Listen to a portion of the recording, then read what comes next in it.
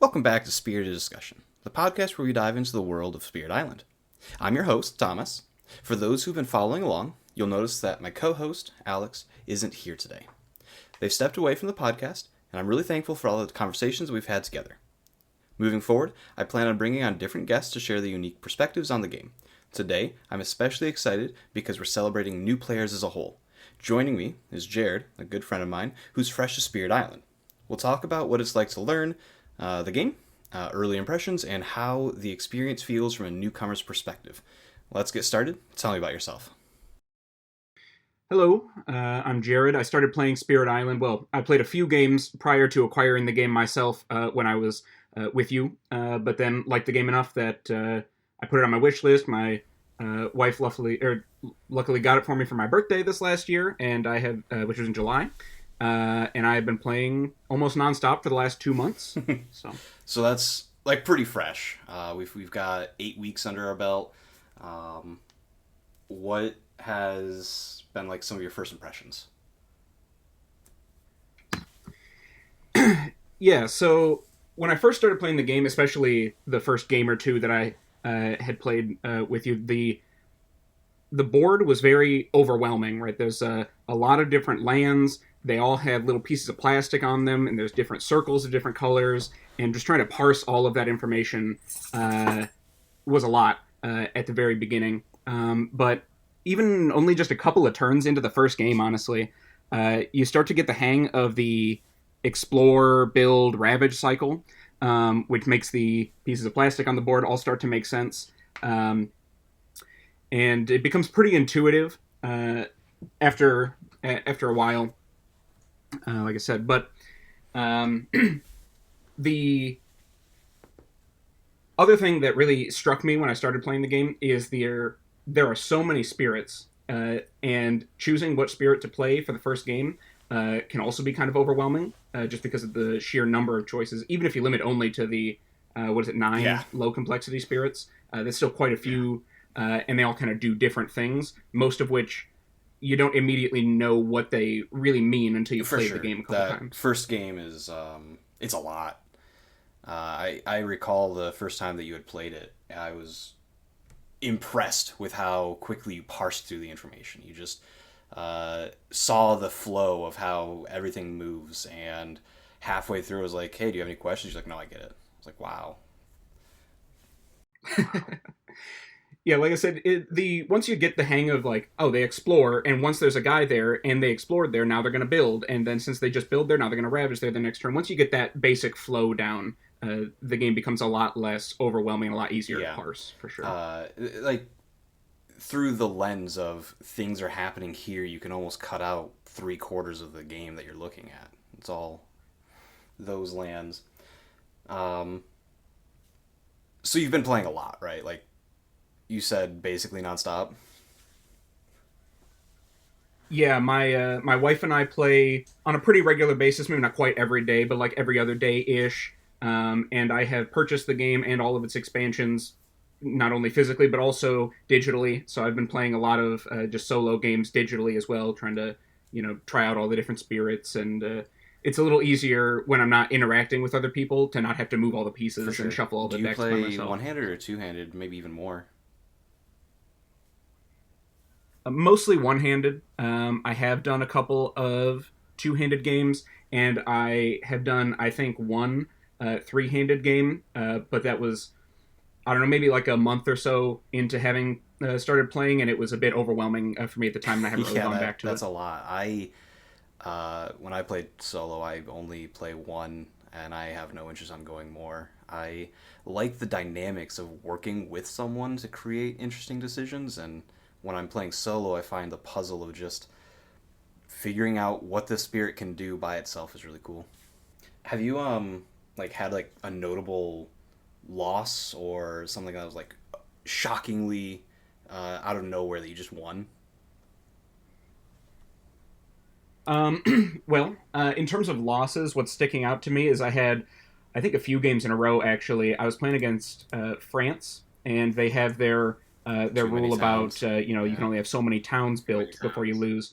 And, I would think I have the the board under control. I'm in a position where enough towns are going to die in the Ravage that, when they build the towns, it'll be fine. And then, suddenly the event comes up and it says, oh, skip the Ravage in this land. It's like, no, I need that. And, lost the game. That happened a few times in a row, which was particularly notable and also kind of frustrating. That seems pretty disheartening. Yeah. And then in terms of a victory that stands out, it was just, I don't know, a few days ago, I think. I was playing Grinning Trickster Stirs Up Trouble. I was at the point where it was Terra level 2 only. The board was kind of built up, and I was in the stage 3 invader cards, and I'd come to the conclusion, like, this turn I'm going to lose in the Ravage unless I can clear all the cities and make enough fear.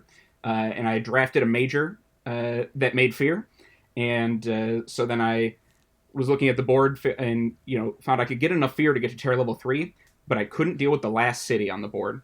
And so I just kind of started pushing Dahan and things towards it. I was like, maybe one of the fear cards will deal with it. And I think it was a fear card that downgraded a city in a land, which allowed me to clinch it just before I lost to the Blight Lost condition. A lot of exciting ends can result from banking or hoping on just the fear cards doing the rest. I personally had a game where I did the same, where I was like, we're about to get overwhelmed, but we have 5 Terra level 3 cards, so maybe? Yeah, the fear cards in Terra level 3 are on average quite powerful. Super strong. So. Do you have like a preference for like what you're trying to do throughout the game? Like things are building up all the time, and you can move to Han and defend them, or you can push things out so they don't even build up. You can race them with fear. What are you trying to do in the game most of the time? Yeah, obviously a lot of it depends on the spirit and the state of the board. Generally speaking, I do really enjoy just smashing a built-up land with one big major power or something like that. That's a lot of fun.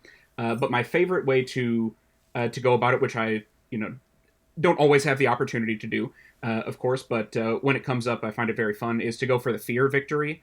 Most of my gaming background is in trading card games, as well as a variety of other games here and there, but that's definitely where I have most of my experience from. And in those games, I've always found the like alternate win condition kind of things, like think Exodia and Yu-Gi-Oh, that kind of thing, to be pretty cool to just try to win in an unconventional means. And while definitely the fear victory doesn't quite feel the same, because it is just a default rule of the game, I find that it doesn't come up anywhere near as often, and either you have to be playing, the right spirit, be in the right situation, or draft basically the right major to really get it to happen. You look at the fears like a health bar. You're going, okay, instead of going up to get more fear cards, you're thinking about it like almost ticking down to get to 0. Right, yeah. And of course, no matter how you're playing the game, you kind of have to worry about the fear to some degree to get to a high enough terror level that you don't need to clear all of the invaders, at least at higher difficulty. So you end up getting kind of close to it sometimes. You can just kind of have it as a almost like a last resort, like break glass in case of island having too many buildings or whatever. I find that most notable against England myself. That's fair. That makes sense. Yeah. You said that you really like. Although harder because of the increased fear pool. The giant fear pool is a real hassle to get through, but their cities are even worse. You had mentioned you really like building up a large area and just smashing it down. Are there any spirits that have stood out as doing that really well? I would say the first one, at least, that I really kind of got that play pattern down with, and kind of really started to understand the way that those kinds of spirits played, was River Surges and Sunlight. It has a lot of effects that just push things around, which can really deal with some lands while making other ones even bigger problems. But then the innate power of River is massive flooding, which at its highest tier deals 2 damage to all of the invaders in the land. So you can push all of the towns and all of the explorers into one land and just take them all out in one fell swoop. Massive Flooding is a lot of fun, where you're pushing around the first, I don't know, 3 to 5 turns, and then it unlocks, and you go, okay, I've been waiting for this moment, and just destroy everything. Yeah, England is a real problem. That's a whole discussion on its own. How does River deal with England? They don't. Cry. Yeah, that's pretty fair. Like, I don't know how to... I've done it. I've gone through each of the spirits solo against each adversary, and some matchups just make you want to bang your head on the wall. And you go, I did it! But it was nothing more than luck. So River is like a pretty low complexity spirit. It's one that I introduced to a lot of new players. I play it quite a bit. It's a good fun time. Do you think that the complexity ratings are overall pretty accurate? Overall, I'd say yes. To me, as like when I was first starting out in the game, one thing that I found and then have found to be true of many of the people that I've introduced the game to, in my area since acquiring it, is that wrapping your mind around, there we go, the gather and push mechanics and how to utilize them almost feels like an increase in complexity at the beginning of your, Spirit Island career, as it were, because at least myself, I found myself, seeing, okay, Sands are ravaging this turn. That Sands has a city in it, and that's a problem all by itself. I need to deal with that, and kind of, thinking that way. And it wasn't until I kind of got more used to the flow of the game that I realized if you can preemptively deal with the explorers or towns in the lands before they get to the ravage step, or preferably before they even get to the build step, then you can, have basically pre-destroyed all the buildings and pre-defended the land for the ravage just by virtue of not having anything there. And that's something that the push and the gather effects, do really well. But when you're new to the game, you look at the land with the city that's ravaging. Sure. I can't push that city. It creates like a level of prescience, and so it creates like a level of prescience there. Right. Yeah. And so I found actually, for myself and some of the other newer players, when I would give them spirits like River or Sunbright Whirlwind from the Horizons expansion that are still low complexity spirits, but that are really based around the control aspect of the game of moving the invaders around, that sometimes they didn't really feel like they were getting that much out of their powers, I think because of this, target prioritization that they haven't yet understood, because they're still new to the game. There's a lot of different moving parts within the game, and the control aspect is something I really enjoy, but it's a much more spatial puzzle. Understanding that you can move something, for sure. It's like you prevented a build and a ravage, but all in one push is extraordinarily high level of thinking. True. But once you do wrap your mind around it, and you do it, it feels really powerful as well. Absolutely. And you get to feel a little bit big brain. I think the most fun times that I have is I go, okay, I'm going to push this explorer to prevent a build, which will of course prevent the ravage, and I look at everywhere I could push it, and I'm like, wait, no, that's ravaging, that one's also building. If they go there, that's a bad land for HME. How do I push this? This isn't a good choice. Yeah, sometimes, there's like, oh, this land has nothing in it, and there's a Dahan, and it's ravaging this turn. If I push it there, it just dies. That makes it easy. And once you get used to playing around the events, often just kind of defaulting to, I'll put it with the beast and hope the beast kills it, can make that easier as well. But certainly on a built-up board, I'm a big fan of pushing stuff around, but I agree that almost by itself makes the spirit more complex, because the spatial puzzle necessary is a bit more challenging. It's a little bit easier to just be like, oh, this destroys the town. That's just what it does. Remove the piece. Yeah, very straightforward, very intuitive. Is there the simplest spirit in your mind? The one that you would go to a new player, but you're teaching this, and you're like, try this one. I'm not totally sure if it's necessarily the simplest in a vacuum, but at least in terms of being able to kind of circumvent some of the initial hurdles of learning the game, I tend to direct people towards Lightning Swift Strike. Because its abilities are relatively straightforward, right? Destroy a town, or destroy a city, or deal some damage, that kind of thing.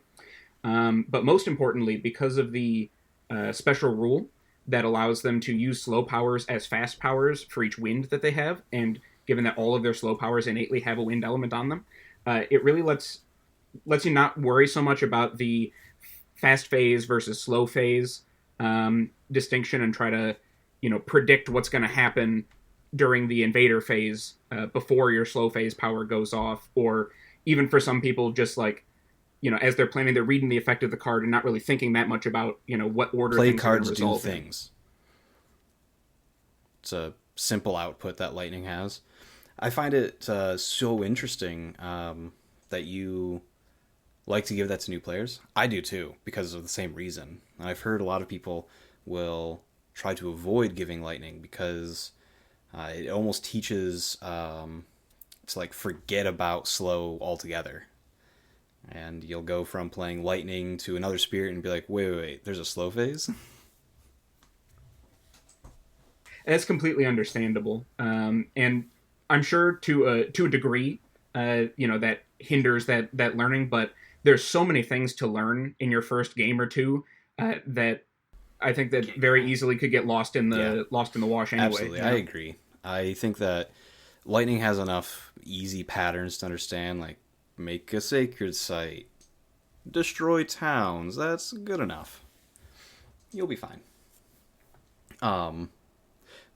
So on the other end, has there been something that's like, wait, it works like that? Something that was like a little shocking, rule-wise?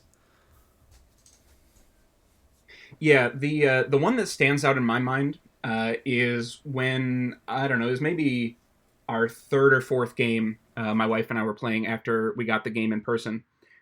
She decided to play Ocean's Hungry Grasp because she saw it's a higher complexity spirit, but she thought, oh, the theme seems cool. I played a few games, I'll get it. And to her credit, she did do some things in that game. We did end up winning that game, though it was at difficulty 0 because we were still very new to the game. But what we misunderstood was the special rule about the drowning, right? So Ocean says if you basically you can push things into the ocean to drown them, and some other effects also drown things, and they then Ocean gets energy equal to the health of those invaders divided by the number of players, basically. But when she had read it at first, she thought it was the opposite, that she had to pay energy in order to drown the things that went into the water. So we were pushing things into the ocean, and they were just staying on the ocean until she had enough energy to pay to drown them. That sounds so hard. Which also, of course, instead of gaining energy, means she's losing it. Yeah. So once we realized that the the spirit, which we had already both thought was pretty cool, at least thematically, in that first game, became far more pleasant to play. These towns are really good swimmers. Wow, that sounds super hard. Their econ can already it's already so wild. At a lower player count, they have energy galore, and at a higher player count, they're starved. I can't imagine paying to drown. Yeah, it was pretty interesting, realizing that we had just played this entire game accidentally instead of on difficulty 0, on difficulty 4 or whatever. That's cool. That's cool. That's very, very cool.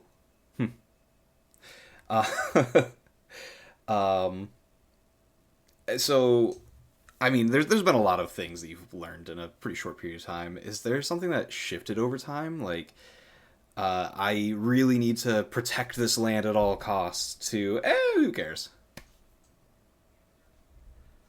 Yeah, certainly. One of the things that I've kind of shifted my mindset on, that I really notice when I play with other people who, I play with maybe once every other week, and they come over and play another game. They haven't been playing the game in the meantime, so they're, still pretty new. And, in the meantime, I played 20 games in the last week to, kind of think about these strategies, is that I find that most of them are really focused on, like I was when I started, the ravaging land and preventing blight. Um, and I have gotten at this point used to the fact that often in the early game, at least, there's at least one land pretty much that comes up where you're like, there are too many things for me to deal with. That one's just going to have to blight, and it is what it is. And kind of learning that that's really not that big of a deal most of the time. Obviously, it can come up, it can bite you, but Yeah. but there's that, and kind of going along with that is the like we had mentioned, the dealing with things before they get to the ravage step is something that I've definitely come around to doing pretty much all the time now. And that often goes hand in hand with like, okay, well, that land is just going to blight. So I'm just going to push these things out of this land into that land. It's already a problem. It won't increase the amount of blight because, it's 2 or more for a blight, barring adversaries and such.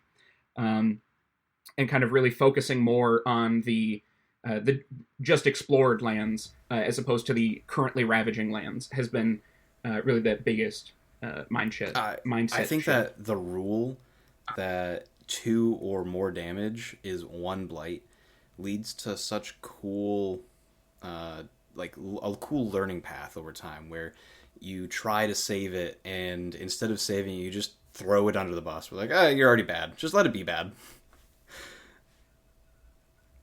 Yeah, there's been a couple of times where I've gotten, I believe it's a blight card that it flips to the blighted islands and it says everything has -1 health and lands only take 1 damage to blight, and it throws off my math so much because I'm so used to thinking about 2 or less. I'm like, that land's fine, it's only going to take 1 damage, and then suddenly a blight shows me, oh, that's right.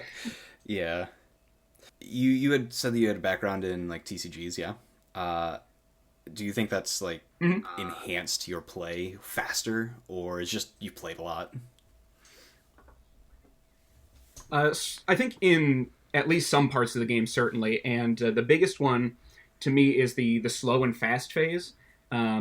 Is very reminiscent of kind of the pre-combat and post-combat main phase and like Magic the Gathering, Yu-Gi-Oh, that kind of thing, where you do some stuff to prepare for what's about to happen in the the combat step or whatever, and then the battles happen, and then you figure out what still needs to be done in the post-combat.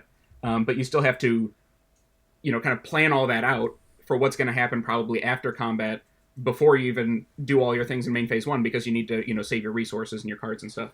And so that, I think, has helped me really get a grasp on the slow and fast phase pretty quickly.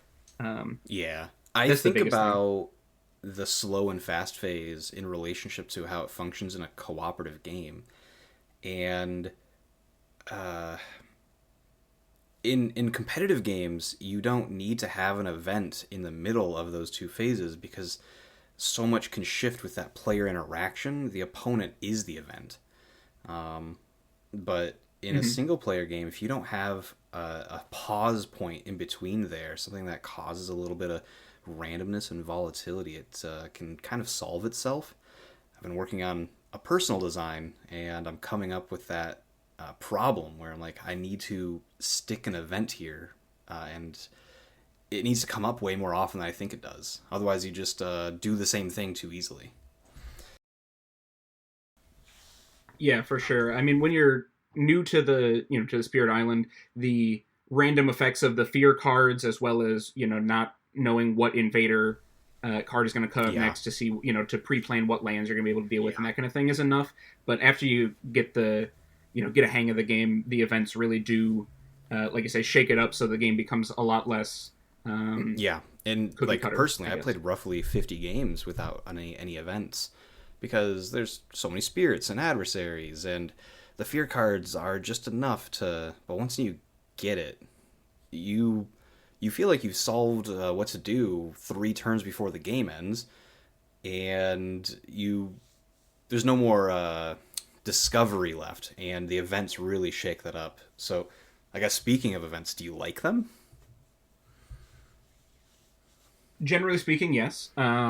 There are some events that I find more frustrating than others.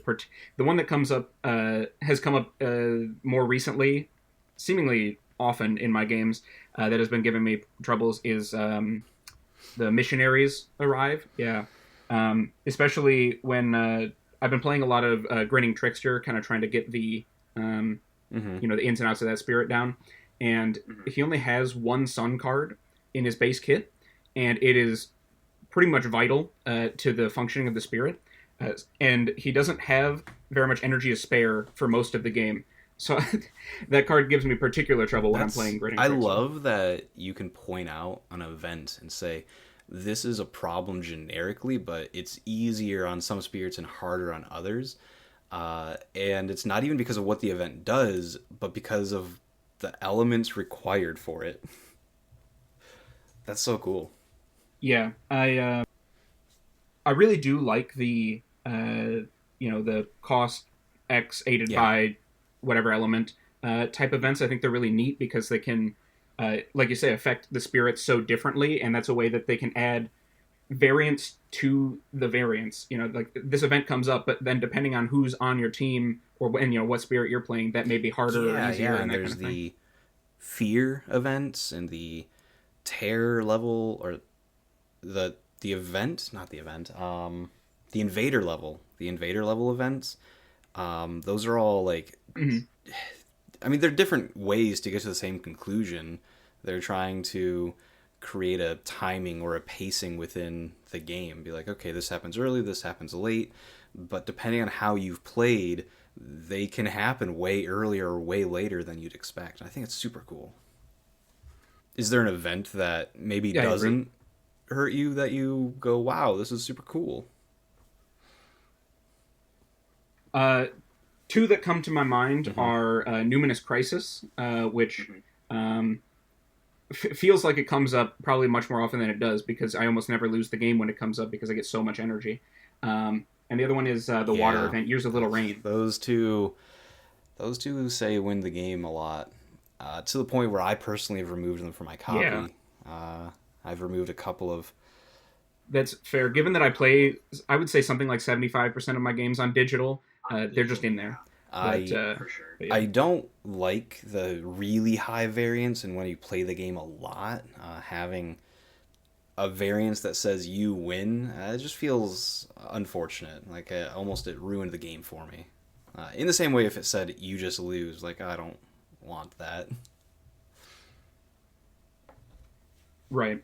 Yeah, certainly, it'd be different if, if every once in a while when the event came up, most of the time it was just kind of beneficial, but then sometimes it For was, sure. just won the game. That'd be very different. But it feels so strong Yeah. If it almost came every single up time. and it said you win the game 1 out of 10 times, that was a fun 1 in 10 time. But it does it like every time it happens, and it feels like because it's so notable, it happens every other game, even though it's only like 1 in 8 games. Yeah. I don't like removing cards from the game. I like playing the game as similar to other people as possible to be able to have the most similar experience to other people.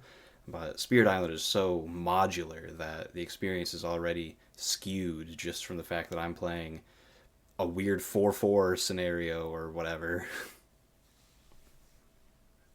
Yeah, well, you know what they said, the best way to play the Exactly. game is the way you have the most fun. So, So you picked up the game like what, 2-ish months ago, and you've been going through the expansions one at a time, not necessarily because you want to, but mostly because of availability. yeah, I my personality is that once I played those first Yeah, couple of games and was like, yeah, I'm definitely really into this game. I if I could have everything. would have ordered all of the expansions at once, like 3 days after I got the game. But unfortunately, at the time, both Branch and Claw and Jagged Earth were out of print. They have both, fortunately, since then come back into print, and I have now finally finished my collection. But yeah, so I purchased Horizons, which is only kind of an expansion, right? It's sort of a standalone game, sort of an expansion, and Nature Incarnate right away, which is also kind of funny because Nature Incarnate on the box Yeah, says requires Jagged Earth to play. Um, and from what I understand, maybe there's something that it has escaped me, but from what I can understand, mostly that's because you need the tokens because a lot of the things reference the tokens, and those come in Jagged Earth, and most of them come in Branch and Claw as well, except for the yeah. Following Badlands. along with the Kickstarter initially, it seemed like they planned on requiring those tokens, but also like planned the game around specific, not necessarily specific events, but having a certain quantity of events and quantity of fear cards for a level of variance. So that's a big thing. Sure. Yeah, certainly there's like going to be difference in the gameplay, but in terms of like having the physical necessary pieces, the tokens were the one thing there, and I just bought the Perfect. premium token pack and used them. So Do you like the premium tokens? oh yeah, absolutely. Yeah, the wooden tokens Do you both look and do you feel stick nice the Badlands to play with. up horizontally?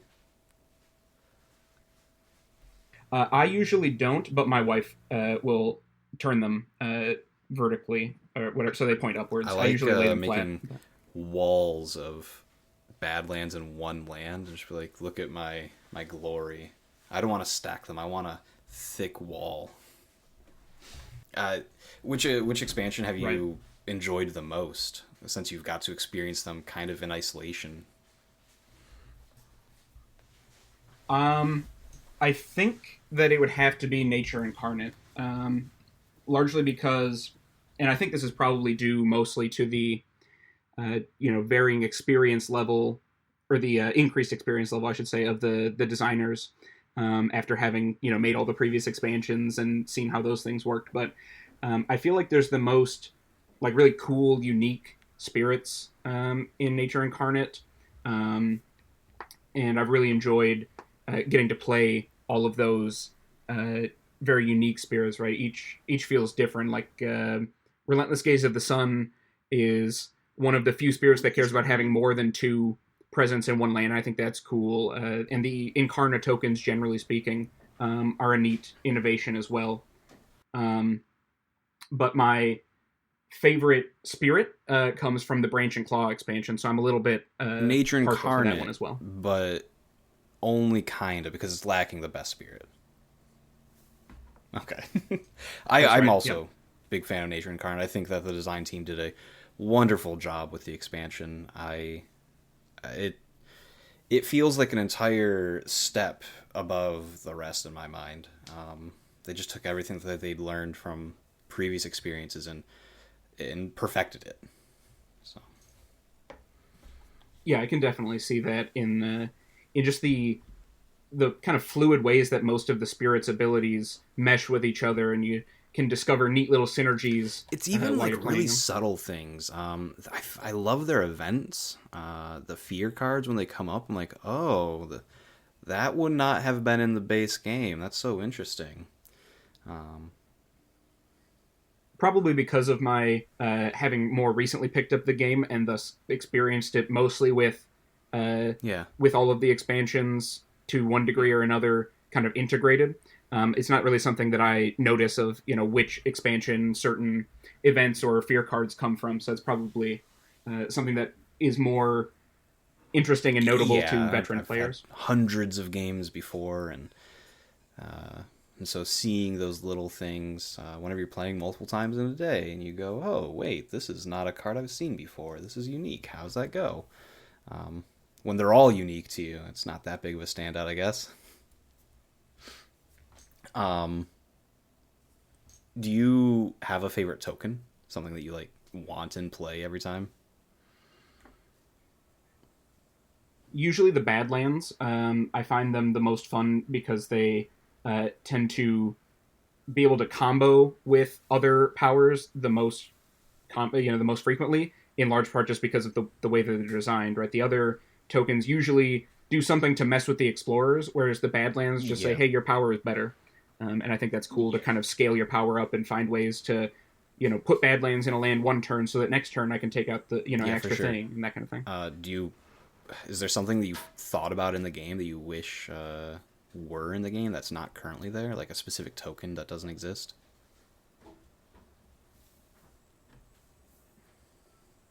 Not really. I think probably in large part just because there's so much, in the game that I have only experienced a little or maybe even not at all in terms of, other spirits and their powers and that kind of thing. That hasn't really been something I've taken too much note of. One thing, I guess, that I did think about at one point was I thought, the Strife token is unique because it goes on an invader instead of in a land. which I think is cool. I could see them doing some kind of, a token that goes on a Dahan, and that Dahan has Ooh, +1 that's very health or cool. something like that. Hmm. I like to point out the strife as something unique as well because everything else goes in a land and it goes on the invader, like you had mentioned. I hadn't thought of a token that goes on a Dahan. That's super cool. Um, Yeah, I thought about that because I think I don't remember now if it's an event or what it was, but there's something that like makes a particular beast yep, empowered under certain circumstances, if there I'm remembering is. correctly. It's a major power for Mitra Incarnate. So kind of similar It's very in cool. idea to that. Um, is there any spirit that like thematically you wish existed? I think that they've covered quite a few, quite a wide array, maybe is a better way to put it, uh, of the kinds of things that you could have nature spirits on an island about. One thing that I did think about at some point, though I don't know mechanically what it would look like, is they have the the serpent slumbering under the island, which is kind of Mm-hmm. the island itself more or less personified, and then there's Ocean's Hungry Grasp, which isn't the entire ocean from what I understand, but is kind of a spirit within the Yeah. ocean, but that personifies the ocean. I think it'd be interesting if there was a spirit that kind of personified the sky above the island, which to a degree maybe Finder does. I haven't played much Finder because it's very intimidating, but something like that perhaps thematically would be pretty cool. I do really like something they've already done thematically, which is kind of separate the different Yeah. kinds of waters. Right, there's like the rivers are one spirit, the oceans are another, the ponds or whatever are kind of represented by wounded water Yeah. bleeding. I think that's super cool. And a lot of the spirits aren't just aspects of nature, but like feelings or things that humans experience as a result of interacting with nature. That's kind of where, not necessarily the sky I see Finder, but the way that we experience moving around in a new area is what Finder is. I think it's super Yeah, that cool. makes sense. It's something that I would have never thought of. I agree. I would like to see something in the Yeah, sky. it'd I be mean, I guess interesting there's to the know. sun. Well, this is true. Yeah, the sun is in the sky. It'd be interesting to know what spirits were designed, like from the theme first, then to the mechanics, versus the mechanics first Yeah, to to my finding a understanding, theme that fit. it just depends. There were several designed both ways. I don't know any of them off the top of my head, but I do think that's a super interesting question. You mentioned Finder. Finder is intimidating. Are the complex spirits worth the squeeze? Well, I've played, I don't know, maybe like half of them or so, as an estimate, and the ones that I have played and spent the time to really try to understand and all that, I've really enjoyed. I particularly like Starlight Seeks Its Form. The thematics of it are very cool, and mechanically, I just really like, kind of build your own spirit, draft, and see what happens. You have to adapt on the fly. I think that's very fun. Um, and it also had a very intimidating looking spirit board, just because there are what's 4 to 5 something like that innate powers. There's like Mm-hmm. 6 growth tracks, something like that. It almost looks alien, and like it kind of is, right? Yeah, Yeah, it I fits the remember theme. looking at that the first time, like, what am I even looking at? This doesn't look like Spirit Island. Yeah, it's definitely it was one of those times where I felt like I had gotten a pretty decent grasp on the game, and I looked at the spirit board and felt kind of similar to like I Yeah, was just brand new to the game again, in terms of looking at it this like is I all don't know what's magic. happening here. Um, yeah, another one that sticks out to me in terms of I think it's very very cool. I like the way that it plays is Dances Up Earthquakes. I've played a few times, and its impending mechanic I think is very neat. It's very different from most of the other spirits. I haven't played any Fractured Days, but from what I understand, maybe it's sort of in the same general realm as the time mechanics, but still, fundamentally its own thing. And to a degree, it kind of feels like playing a combo deck in a trading card game to me. Trying to figure out how to line up all your things to get one You do big the turn setup, where everything goes off. do the exploding. And I find that a lot of fun.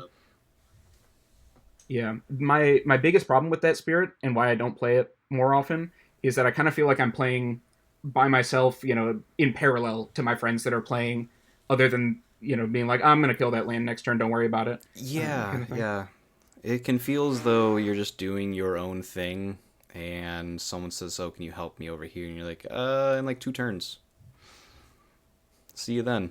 Yeah, That's it's possible that that's part of why I haven't played that spirit as much as others. I mean, it's also a very high complex spirit. It's one of the newer ones.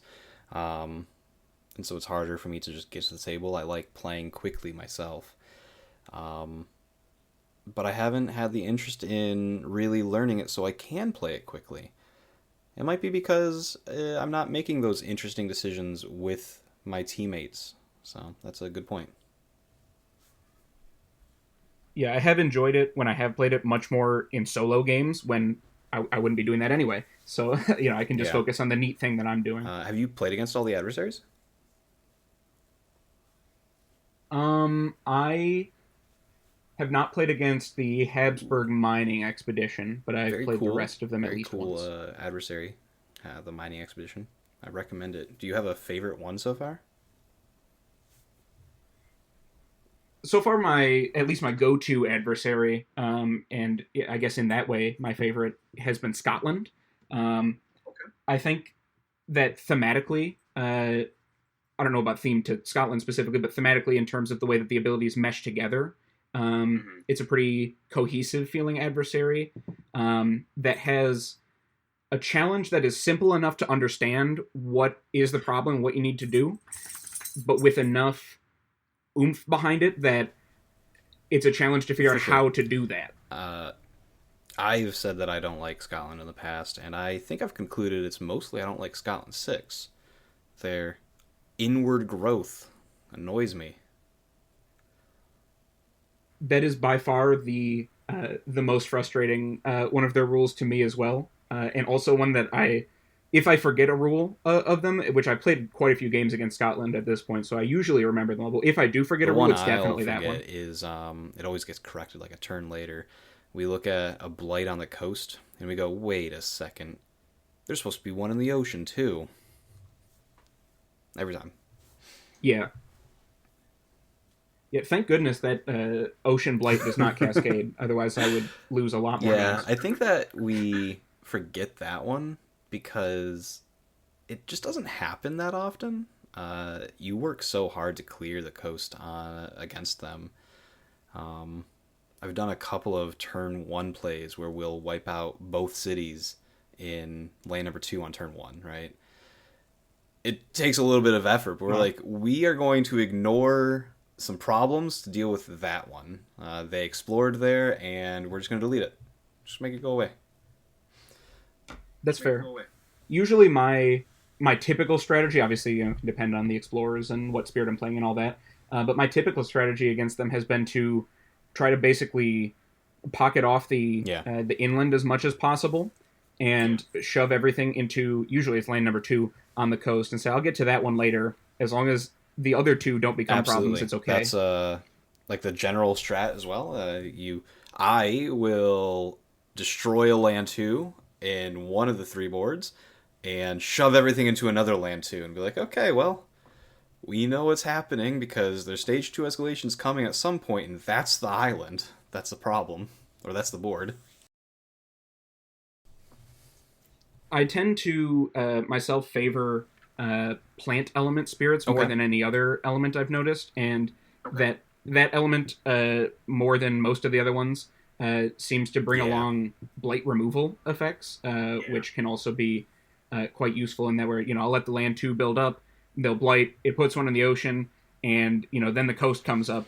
But it's okay because I can remove that blight, and I still get 2 blight because one goes in the ocean, but I'm not getting 3. Yeah, that's super cool.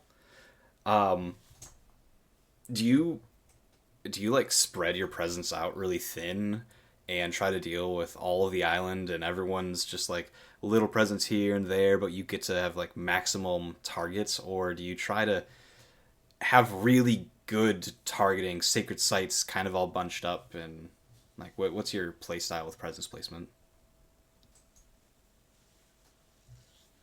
Yeah, well, of course, in a solo game, it's not as much of a Less difference, arduous really. for sure. But when I'm playing with right, when I'm playing with others, I tend to try to spread my presence out to be able to impact more of the board. Um, because it's nice to be able to find who is most efficiently able to deal with the problem and let them deal with it, as opposed to be like, well, I could deal with that, in one card instead of three, like you're doing. But Yeah. I'm on the other side of the board, so good luck. Whenever I play really high player count games, I want to interact with as much of the board as possible as I do in like a 3-player game, or especially a 2-player game where I'm affecting basically the whole board from turn 2. And I will spread myself Right. so thin that I'm like, wait, I basically can't do something. I need to ignore half the island. That's your problem. Yeah, sometimes I'll find that as I'm trying to spread out to get that targeting, I'll suddenly look down Yeah. like, oh wait, I need a sacred site to target something with this, and I don't have a single sacred site because I've been placing my presence everywhere. Oops. Do you like that And that sort kind of of thing. card play in the game where you are trying to get to the right targeting locations, but you also need to have a sacred site here, and you have to be in a wetland there, and the problem is a jungle, etc., etc.?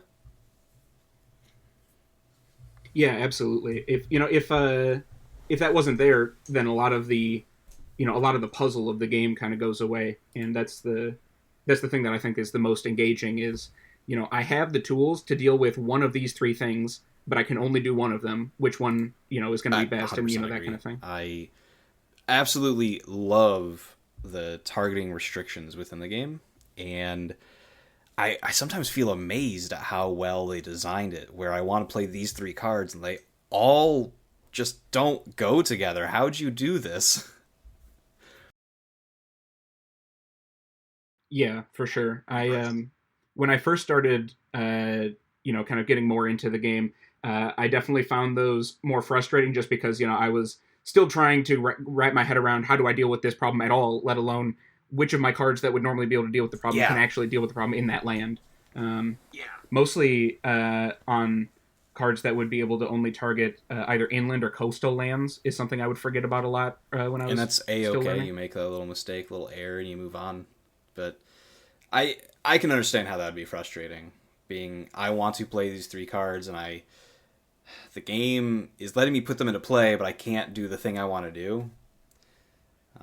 But the more you understand, Right. the more that shifts, and it becomes exciting and thrilling. Yeah, absolutely. I've really enjoyed, being able to understand the puzzle better so that I can Yeah. really actually learn how to solve it. Do you have any like hot takes? Do you even know what a hot take might be in Spirit Island? Have you interacted with the broader community? I've watched a good amount of YouTube content, and I've read a decent amount of Yeah. spirit guides and discussions on like Board Game Geek and that kind of thing. Um, I wouldn't say that I really have uh, any takes that seem completely out of step For with sure. the kind of general things that I've Yeah, that's seen. completely fair. Having a hot take is challenging. I probably have some here or there, but pulling them out of the hat, I'm not sure. I bet people in the comments will tell me. Yeah, I feel like I need to Yeah, understand the game more first, 100% agree. before I can really be like, no, all of you that have been playing this game, no, you're wrong about that. I don't feel like I'm if I, like I had the experience level to do that at this point to even Yeah. see where something like that might be. I bet someone will be like, no, no, Thomas has this hot take. I've heard him say it, and I'll be like, you're right. I do have that hot take. So let's see if that comes up. Um, Post exactly. it in the comments. Spirit Island has a lot of upkeep. Do you think moving the pieces around is like hard or kind of fun? Do you just like moving things around? For Yeah. me, it's mostly fun. I like Yeah, I would say I like most of it. Honestly, my biggest problem with it is how spread out on the table things end up having to be, and I have to, get up and go to the other end of the table to get to the tokens that are a little out of reach and that kind of thing. But overall, I really like the tactile nature of moving the pieces around, and even like when I'm planning things, kind of like pushing things around to see what the board is going to look like, and decide, no, that plan's bad, push them all back, put the presents back. Do you prefer playing physically over digital? For sure, yeah. I do think that the digital version of the game is pretty well made and does a really good job overall of approximating the in-person experience, minus not having nature incarnate and that kind of thing, which is just a matter of it lets you play the game. It lets you play the game, right? Absolutely. Honestly, the biggest difference I noticed, besides like being able to move the cards around and coming from a trading card game background, shuffling the cards in my hand while I think and that kind of thing, is that in the digital game, I guess you can turn this option off, but you can't undo past when the last new information was made, which is totally reasonable and overall I think a good thing. But sometimes it's like, oh, that the event just flipped, but that's not relevant to what I realized I made a mistake about. Like, oh, I don't have a sacred site. Well, okay, it'll warn you if you don't have a sacred site to target from. Something like that though. And I'm like, oh, let me go back. I believe that there is a setting to let you go back. It just disables achievements. There is. It then stops keeping track of your statistics, though. I want that. And I agree. I'm a statistics nerd. I find myself being pretty strict about it myself in person. We flip over the event, or one person's ready to move on, and they'll grab the event, and someone else is, wait. And that one person just kind of like sits there like, I looked at this name, I will not help you anymore. You play how you want, right? If you want to have the ability to go back, that's a setting.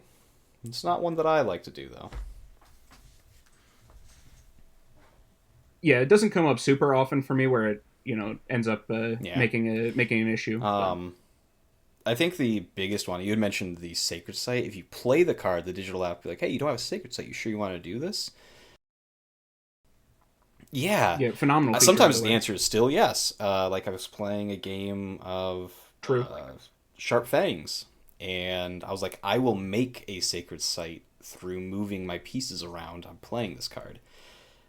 But the inverse has happened where an event destroys a presence, and I go to slow, and I'm like, oh, this is bad. I needed that presence. I didn't think about this hard enough. Yeah, that happened to me in a game earlier today. Even. I was like, well, I will put that in my memory bank for next time. Don't do that. Exactly. The more you know. Something I love about the game. I love it lets you fail, and you get to learn from that. Yeah, it's a game with enough depth that you can kind of keep learning for seemingly as long as you want to play the game, it seems. I think that we've touched on a lot of topics, and is there anything that you would like to ask me? At this point, you've played obviously a lot of games, and you have introduced, I think, quite a few people to the game, if I'm not mistaken, as well.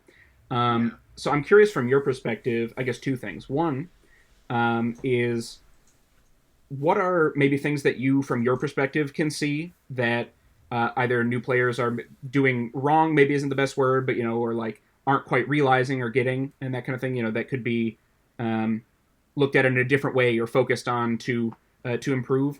And then the other is, are there any spirits that, like, when you first started playing the game, or even were, like, maybe not brand new, but still compared to now new, that you didn't like, or, didn't quite click with you, that after you've revisited them with a lot more experience, you've appreciated more? That second question, spirit that I liked more, I think the easy answer is River, because I've played a lot of River, and at first I don't know, it just it seemed a little boring to me. And now I like River quite a bit, but I don't think it's a good enough answer. Because Vengeance as a Burning Plague, I hated. Despised. I was like, this spirit sucks. I don't want to play this. Like, the very fact it's in my game, another person is playing it, makes the game a worse experience. And I've really turned the corner and said, okay, vengeance is like all right to, well, vengeance is kind of cool to, ooh, vengeance is a pretty interesting spirit. Yeah, it's not one that I've had much experience with at all. I think I played one game with you via the digital app that you played it, and I think that is the only time I've ever seen it in one of my Yeah, games. they fall into a similar line that a lot of other spirits can do, like wildfire or sun, where they will do more than they should by blighting. Vengeance doesn't necessarily blight, but they do more than what they should with blight, and so they are encouraged to let it blight, which is the same thing as dealing with it before it would blight and then putting a blight there. You just put the blight there and then deal with it. And I think that was like a big hurdle for me to overcome. It was like, oh, this card says it places a blight, therefore it's probably a powerful effect, and then it is. Whereas vengeance puts the blight down, and it was like a bad feeling. I was like, I don't like that, especially because it encourages you to destroy your presence. I'm like, I'm not a big fan, but I've really come around to it. As for what do I see new players do, I think it's really consistent. And I let new players make this mistake because I see the light bulb happen in real time. Is they will play a spirit that they'll find a card or it has in their unique kit, and they'll push an explorer, and they'll be like, so they won't build here, right? And I go, that's absolutely correct. And they push it into another land, and then next turn, that land is doing something even worse. And they're like, wait a second. I did that. Out of the frying pan into the fire. And it just makes it go like a light bulb, like, oh, I have impact on that, and I can fix it. And so, you let the blight happen, and it's no big deal. It's like kind of funny to watch, because you're like, I know what's going to happen, but I've told them the rules, but I can't overwhelm them by telling them everything over and over and over. Let's just see what happens. It'll be fine. But I consistently watch that happen. Yeah, I myself have even seen that happen a couple of times just in the, with the 4 or 5 people I've introduced to the I've game. taught this to, like, I don't know, 40-ish people. Almost every single one of them. They'll just accidentally let a blight happen from their own doing. Like, okay, no problem. I love it. Like, oh, that land has, an explorer in a city, and it's defended for 3. It's not going to blight. Let me push this explorer in there. That'll happen. That kind of thing. That's super fine. I'm almost always playing with a new player as well, usually in a 3 or 4 player game, and everyone except one person knows how to play most of the time. And so if I just treat it as if it's just an extra board, there's no way that we could lose. And I want the game to be 2 things. Challenging enough for the new player so that it is fun and engaging, but easy enough that we still win. And so I think that I have hit the sweet spot where we definitely will win, and it's hard for them to see that because the game does such a good job at making it feel overwhelming. Even as a person who's played hundreds of times, I go, ooh, this is a bad board. Like, no, it's not. You're fine.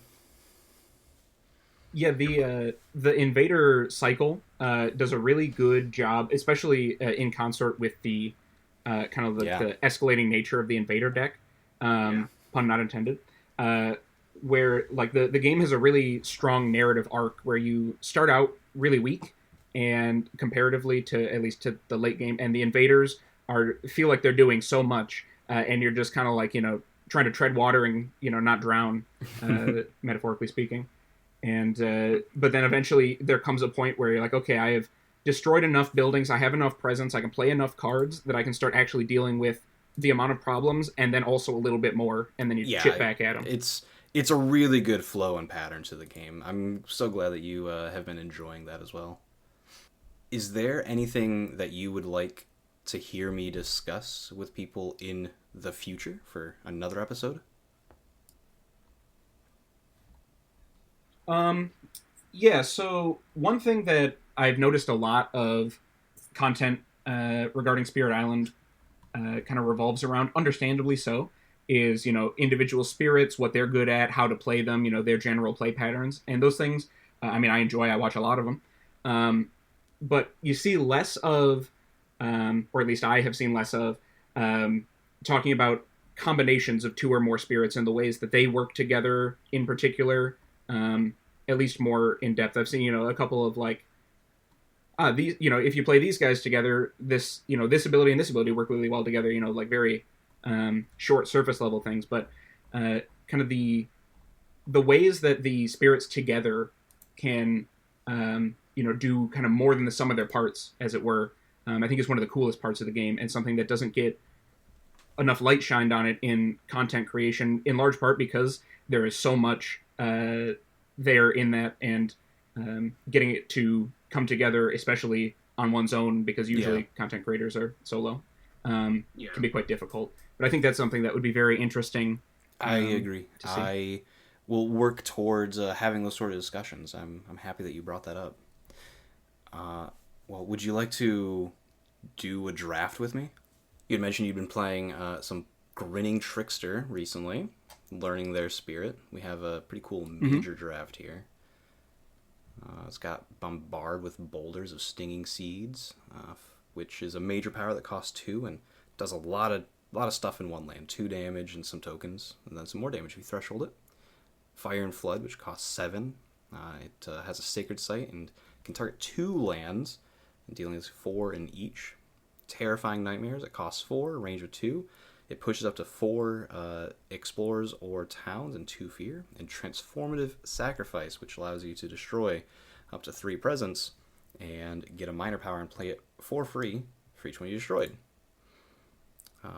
We have another player, Volcano Looming High, and we have up against England, and they're currently building in the mountains and then ravaging in the mountains and sands and then building in the mountains and the jungles. The mountains are the problem. Clearly. Any thoughts so far? This is a pretty late game major draft from Trickster. It is. So I'm looking at the mountains on the board, and what I'm noticing immediately is that most of them are pretty clear. The problem lands really seem to be one of the sands and one of the jungles. And if I'm thinking about the major powers and kind of, how well they can be used by Trickster, what's really sticking out to me is Terrifying Nightmares. It can help to deal with the little bit of stuff in the mountains to kind of maybe prevent the first build or even the second build, potentially. As well as, if I remember from looking at the Fear deck, it looked like it was pretty low. Just race and so at this point, I think I would be trying to push for a Fear victory. What we talked about earlier, against England, we're trying to get to that Fear because getting rid of all their cities is a little bit of a challenge. I've been pretty impressed looking at the board, and you just got to give it credit to Volcano. He's really good at clearing out mountains. I think there's so many Badlands. There's so beautiful. Many. I have a little bit of an affinity towards Bombard with Boulders and Stinging Seeds. It's really cheap.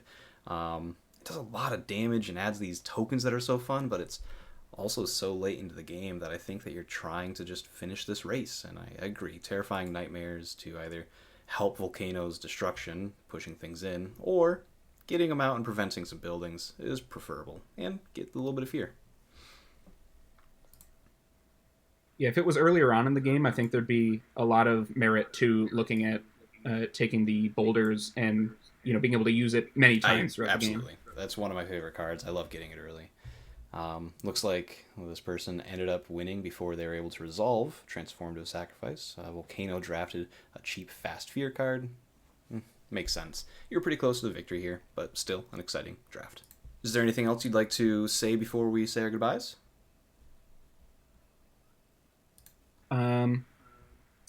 Get out there and play more Spirit Island. Fun game. All right. I had a fun chatting with you. I'll see you next time. Bye. Likewise. Goodbye.